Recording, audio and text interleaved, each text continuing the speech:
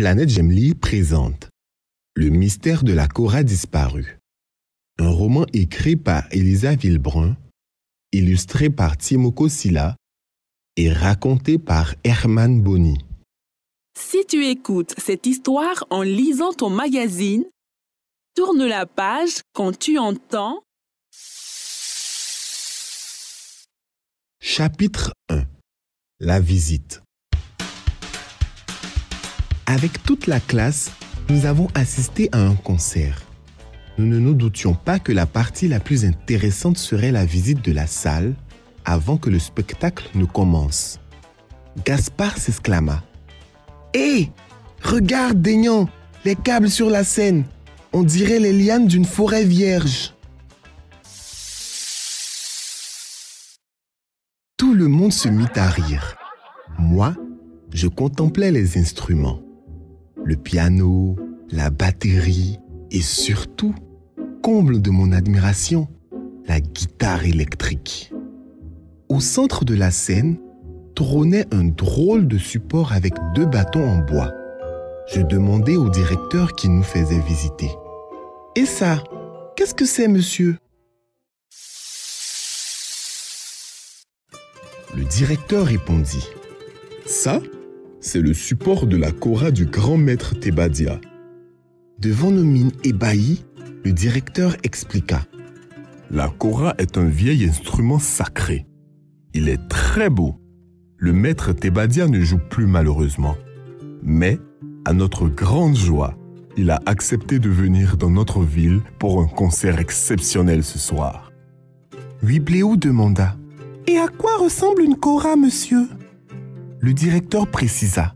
« C'est une demi-calebasse traversée d'un manche en palissandre sur lequel sont accrochées des cordes. Mais attendez, je vais voir si je peux vous montrer celle du maître. »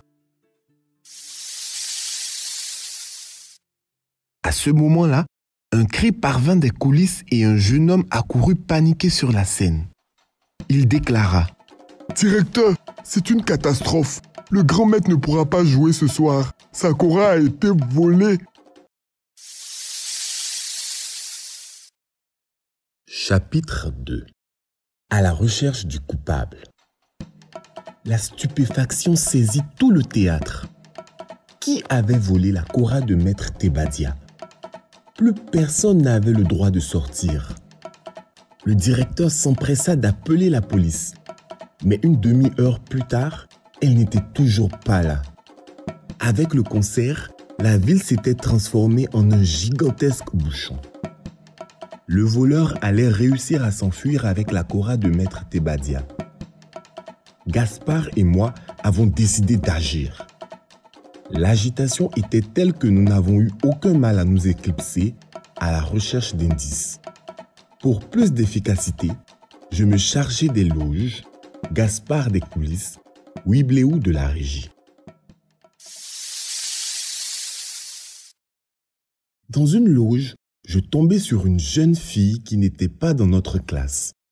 Inquiet, je lui posai la question. « Que fais-tu là ?» Elle me répondit. « Je dois m'entraîner. C'est important de faire bonne impression quand on rencontre quelqu'un pour la première fois. » Je ne comprenais rien à cette réponse bizarre. J'allais l'interroger quand j'entendis derrière la porte une voix angoissée. C'était le joueur de djembé qui nous avait montré son instrument auparavant. Je l'entendis marmonner. « J'étais fichu à cause d'une dette de jeu. Mais grâce au vieux, tout va s'arranger. » Sans regarder ce que la jeune fille sortait du sac qui était à ses pieds, je collai mon oreille à la porte. J'écoutais le joueur de djembé parler. Mes yeux s'écarquillèrent soudain. Bingo! Je tenais le coupable. Quand je regagnais la scène, je trouvais Gaspard et Huibléou en grande discussion avec le directeur. Eux aussi avaient mené leur enquête. Gaspard annonça. « C'est le régisseur le coupable, monsieur. Il déteste la Cora. Il voulait programmer un concert de reggae à la place. » Huibléou contesta.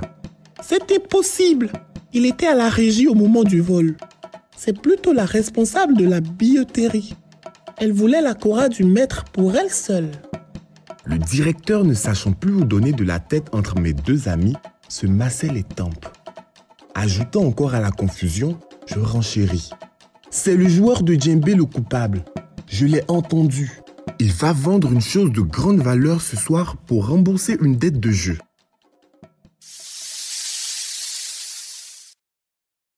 Le régisseur, la dame de la billetterie et le joueur de djembé protestèrent contre nos accusations. Soudain, une voix claire nous stoppa net. « Arrêtez !» Un vieil homme au regard pur nous surplombait du haut des escaliers. C'était le maître Tebadia. Chapitre 3. Les retrouvailles. Le maître s'approcha. Il avait l'air très triste. Il raconta. « Monsieur le directeur, je n'ai accepté de venir jouer dans votre ville que parce qu'une personne très spéciale pouvait venir ce soir. Une personne que j'attends de rencontrer depuis 8 ans et à qui je devais léguer quelque chose. » Plus personne n'osait parler. Il reprit. « Mais sans ma Cora, plus rien de tout ceci n'a de sens. Alors peu importe qui l'a volé, il me faut accepter que le destin ait décidé de ne pas nous réunir. » Tout à coup, un air parvint des coulisses. Tout le monde tendit l'oreille. C'était si beau. On avait l'impression que les notes s'élevaient vers le ciel en emportant nos cœurs avec elles. Le maître Tebadia se dirigea aussitôt vers les loges et tout le monde le suivit. Là, la jeune fille que j'avais vue tout à l'heure laissait courir ses doigts sur l'instrument volé, envoûtant nos oreilles. Je regardais le maître. Ses yeux étaient remplis de larmes.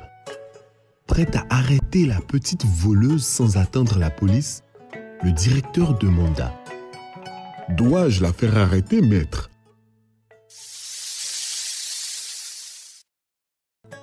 Le maître se tourna vers nous, un grand sourire aux lèvres et déclara. « Qui voulez-vous arrêter, monsieur?